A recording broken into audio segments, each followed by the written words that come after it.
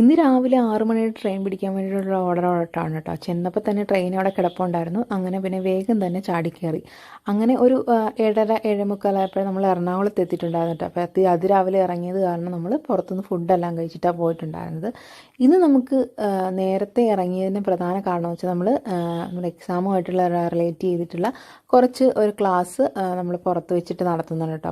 അപ്പോൾ അതിൽ പങ്കെടുക്കാൻ വേണ്ടിയിട്ടാണ് നമ്മൾ വന്നിട്ടുണ്ടായത്. അപ്പം എല്ലാവരും കൂടെ നമ്മൾ ഒരുമിച്ചാണ് നമ്മൾ ഹാളിലേക്ക് പോയിട്ടുണ്ടായിരുന്നത്.